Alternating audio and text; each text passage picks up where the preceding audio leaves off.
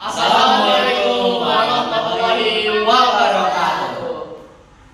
Perkenalkan, kami dari kelompok 6 dari kelas 11 M4. Nama saya Muhammad Iskandar Said dan Saya Tegar Budiarto.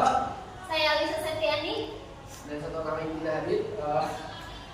Kelompok kami bertugas untuk melakukan tugas aktivitas 6 yang isinya adalah menganalisis dampak penjajahan Jepang di Indonesia dari tahun 1942 sampai 1945 ditinjau dari sisi sejarah. Oke, yang pertama akan ada pembahasan dampak dari penjajahan itu dari rumusan masalahnya dulu. Yang pertama itu ada bagaimana karakteristik kekuasaan kolonial Jepang di Indonesia jika dibandingkan dengan kolonial Belanda. Apa saja dampak sosial, ekonomi, dan juga politik dari penduduk Jepang terhadap masyarakat Indonesia. Bagaimana peran kedudukan Jepang dalam memperkuat semangat nasionalisme dan juga mempercepat proses kemerdekaan Indonesia. Bagaimana penduduk Jepang diinterpretasikan dalam historiografi Indonesia dan dunia. Tujuan dari penelitian ini adalah Yaitu menganalisis perbedaan pendekatan kolonial antara Jepang dan Belanda di Indonesia. 2. Mengidentifikasi dan menjelaskan dampak multidimensional dan pendudukan Jepang terhadap kehidupan rakyat Indonesia. 3. Mengkaji kontribusi Jepang, baik langsung maupun tidak langsung, dalam proses kemerdekaan Indonesia. 4. Menelaah bagaimana peristiwa pendudukan Jepang direkam, ditafsirkan, dan ditulis ulang dalam karya historiografi oleh sejarawan Indonesia maupun asing. setelah kami lakukan penelitian, adapun hasil penelitian kami mengenai dampak-dampaknya bisa dibagi menjadi 6 bidang. Yang pertama ada dalam bidang Ekonomi. Jepang menerapkan sistem ekonomi perang di wilayah jajahannya, termasuk Indonesia. Seluruh sumber daya alam dimobilisasi untuk mendukung kepemimpinan militer Jepang dan Perang Asia Timur Raya. Tanam industri seperti kapas dan jarak diwajibkan untuk ditanam menggantikan tanam pangan pokok seperti padi. Akibatnya terjadi kelangkaan bahan makanan dan krisis pangan meluas. 2.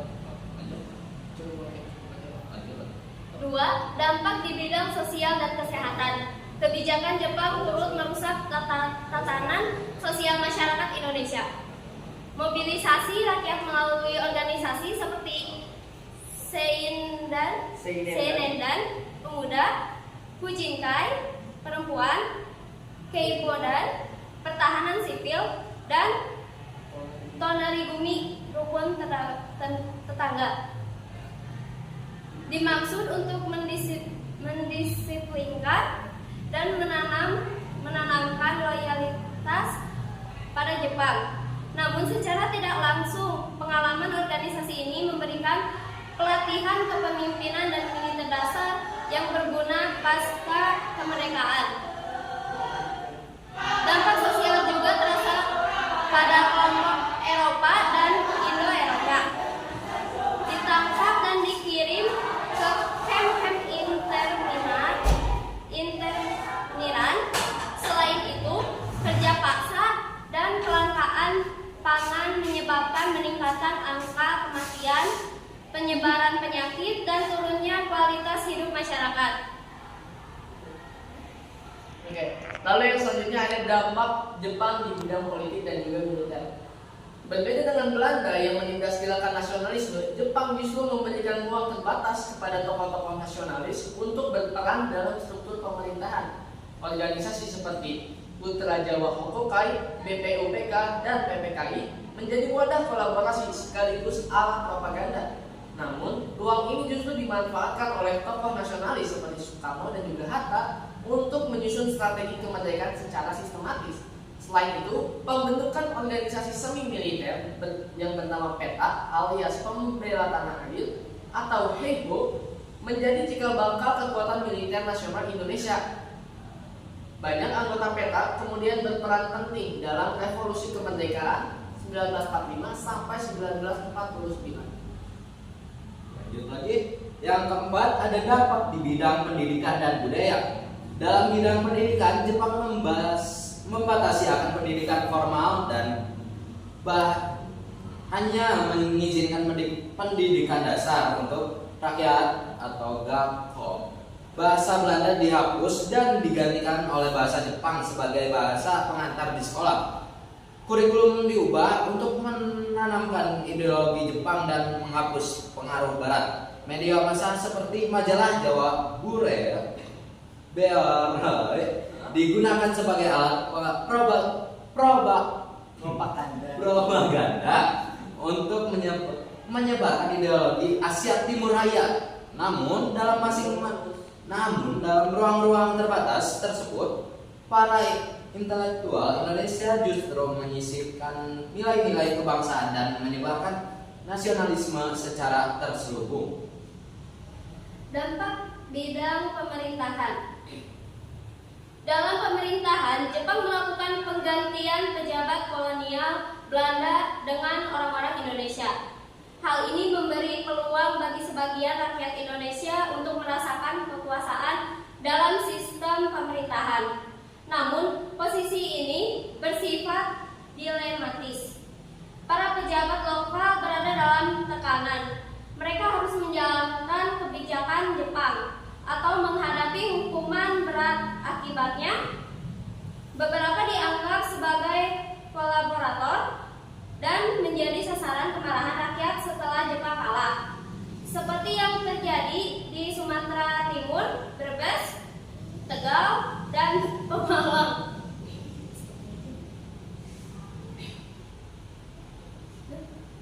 Oke.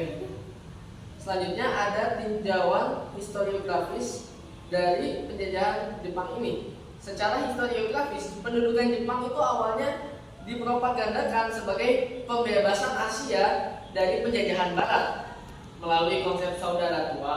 Namun, pada kenyataannya Jepang menunjukkan bahwa Jepang itu justru menindas rakyat Indonesia dengan lebih keras dalam banyak aspek.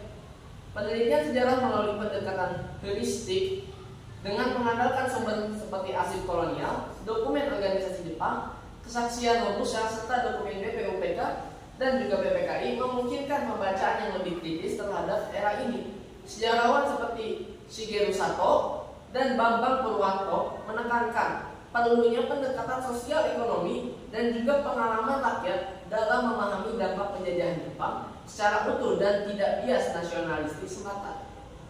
Lalu yang selanjutnya ada bab 3 penutup. Kesimpulan.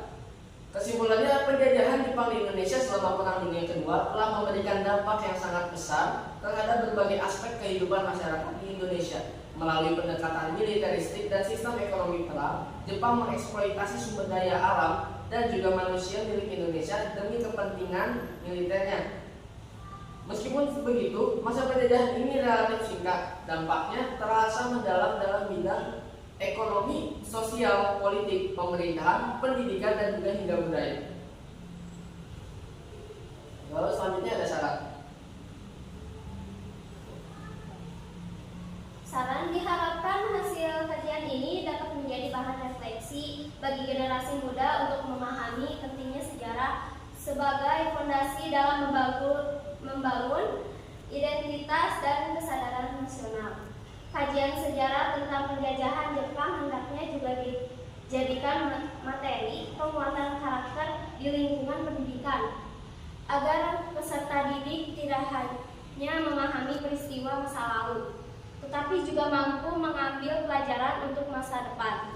Selain itu, penting bagi para pendidik dan peneliti untuk terus menggali sumber-sumber sejarah melalui pendekatan heuristik dan kritik sumber yang akurat, guna mendapatkan pemahaman yang objektif dan menyeluruh.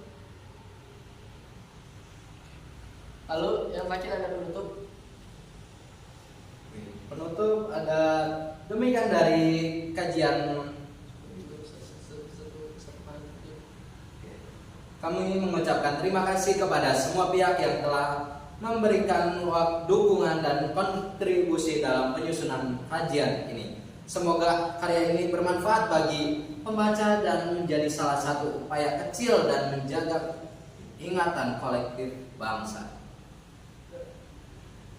Sekian untuk pembahasan dan penelitian kami. Untuk lebih lengkapnya ada di dokumen terlampir yang sudah dikirimkan kepada Bapak secara pribadi. Lalu selanjutnya ada daftar pustaka alias sumber-sumber kami dalam menulis penelitian ini. Yang pertama ada penelitian dari Shigeru Sato tahun 1994 dari bukunya War, Nationalism and Peasant, Java Under the Japanese Occupation 1942 until 1945. Buku ini menyoroti dampak pendudukan Jepang terhadap para petani di Jawa, serta bagaimana kebijakan militer Jepang menciptakan krisis pangan, kerja paksa, dan juga kerusuhan sosial. Lalu ada pendapat dari Bambang Purwanto, Gagalnya Historiografi Indonesia, bukunya tahun 2006. Karya ini mengkritik narasi sejarah nasional di Indonesia yang terlalu politis dan mengabaikan kompleksitas periode Jepang. Purwanto menekankan perlunya pendekatan sejarah sosial secara ekonomi. Lalu ada Reclef MC tahun 2001, A History of Modern Indonesia since the 12th century. Buku ini menjanjikan narasi sejarah Indonesia secara kronologis termasuk periode Jepang serta peranannya dalam mempercepat kemerdekaan.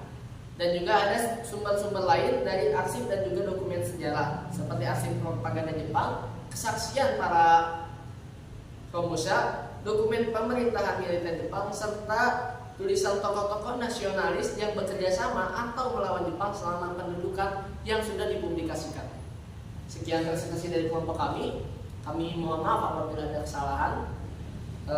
Sekian. Wassalamualaikum warahmatullahi wabarakatuh.